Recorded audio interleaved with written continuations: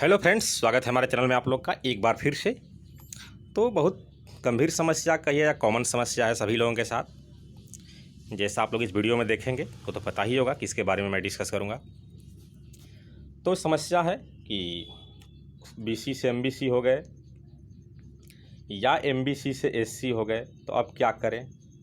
पुराना सर्टिफिकेट पहले का बना हुआ नहीं है, अब सरकार चेंज कर दिया तो पुराना वाला तो दिखाना ही होगा, इसमें कोई शक नहीं है। नया वाला तो दिखाना ही होगा, तो पुराना वाला कैसे बनेगा? क्या ऐसा प्रावधान था कि पुराना बना कर रखना है? तो आइए इसी में हम डिस्कस करेंगे। और उसके अलावा कुछ गर्ल्स कैंडिडेट का है कि मैं डब्ल्यूबीसी से हूँ लेकिन एमबीसी भर दिया है, और बाकी कुछ लोग गलती से भर दिए हैं जिनका सरकार ने चेंज नहीं किया है। तो देखिए यहाँ पर एक चीज़ लिखा था, मैं पीटी का विज्ञापन देखिएगा। बीसी तथा एमबीसी श्रेणी के आरक्षित उम्मीदवारों के लिए राज्य सरकार द्वारा अधिसूचित अंचलाधिकारी द्वारा निर्गत जाति प्रमाण पत्र जिसमें क्रीमी लेयर में नहीं होने का उल्लेख हो मान्य होगा। एससी एसटी श्रेणी के अभ्यर्थियों के लिए अंचलाधिकारी द्वारा निर्गत जाति प्रमाण पत्र मान्य होगा। बस इतना तो ठीक है, लेकिन इसके बाद वाला लाइन बहुत इंटरेस्टिंग है। जैसा 2016 वाले अभ्यर्थियों के लिए फॉर्म भरने से मना किया गया था, ऑनलाइन आवेदन के समय यह प्रमाण पत्र जमा करने की आवश्यकता नहीं है, परंतु काउंसलिंग के समय पिछड़ा वर्ग अति पिछड़ा वर्ग श्रेणी के उम्मीदवारों को द्वारा क्रीमी लेयर रहित प्रमाण पत्र तथा अनुसूचित जाति जनजाति के लिए श्रेणियों के लिए द्वारा जाति प्रमाण पत्र समर्पित नहीं करने पर वे अनारक्षित श्रेणी के माने जाएंगे। ठीक है, ये नहीं कह रहा है कि आप बनवा कर नहीं रखिए, इसका ये कहना है कि आप बनवा कर रखिए, आपको जमा करने का आवश्यकता नहीं है।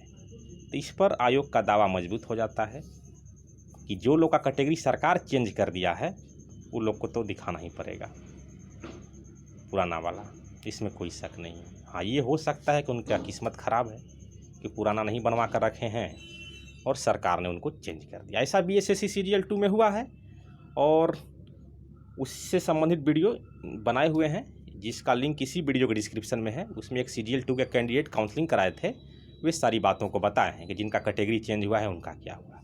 जिनका नहीं चेंज हुआ है तो उनको घबराने की ज़रूरत नहीं है, वो नया भी दे सकते हैं क्योंकि उनके लिए कोई दिक्कत नहीं है। लेकिन जिनका चेंज हुआ है, नया पुराना दोनों, जो पहले थे और जो अभी हुए हैं, दोनों देना होगा। सिर्फ और सिर्फ इस लाइन के बदौलत ऑनलाइन आवेदन के समय यह प्रमाण पत्र जमा करने की आवश्यकता नहीं है, परंतु काउंसलिंग के समय पिछड़ा वर्ग अत्यंत पिछड़ा वर्ग की श्रेणियों के द्वारा क्रीमी लेयर रहित प्रमाण पत्र दिखाना होगा। तो फिर अनारक्षित मानना पड़ेगा या आरक्षण का लाभ दे नहीं होगा। तो सवाल है कि जिनका चेंज नहीं हुआ है वो तो नया दिखा देंगे, नो प्रॉब्लम, लेकिन जिसका चेंज हुआ है उनको तो इस आधार पर कम से कम पुराना दिखाना होगा। अब कहिएगा कि ऐसा भेदभाव क्यों बीसी एमबीसी के साथ, तब तो अब लक ख़राब है वैसे कैंडिडेट का जिनका कैटेगरी सरकार चेंज कर दिया है, पुराना नहीं बनवा कर रखे हुए हैं। ऐसा सीरियल 2 के आधार पर हम बोल रहे हैं। बहुत लोग वो वीडियो देखे हैं, जो नहीं देखे हैं अभी इसका देख लेंगे।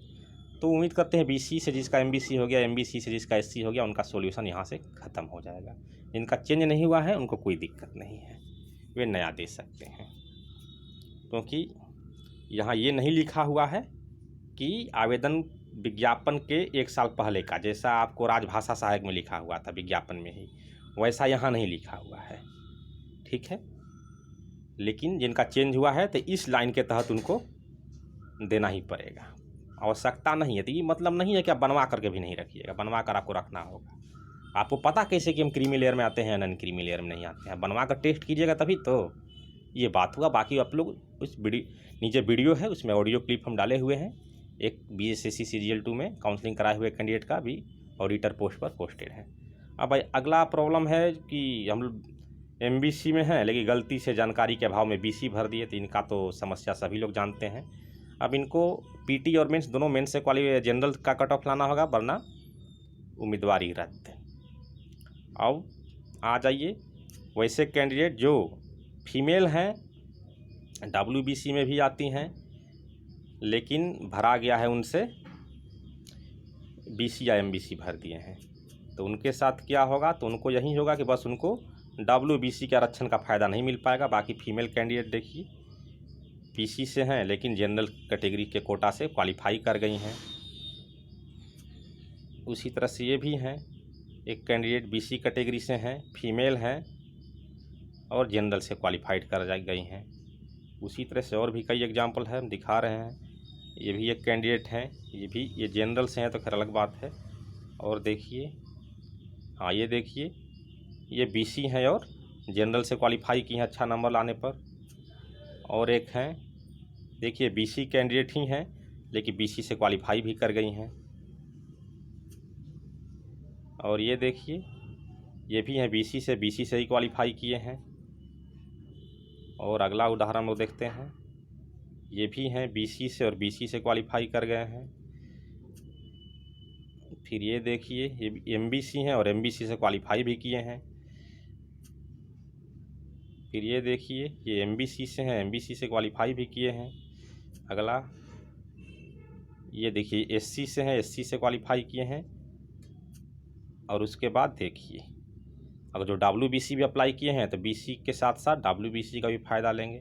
लेकिन जो डब्ल्यूबीसी हैं, बीसी एमबीसी, तो इसके पहले जितना लोग का दिखाए हैं बीसी हैं, बीसी में क्वालिफाई किए हैं तो इसके तहत क्वालिफाई कर जाएंगे, बस आपको डब्ल्यूबीसी का फ़ायदा नहीं मिलेगा। उम्मीद है जिनका ये डाउट था क्लियर हो गया होगा।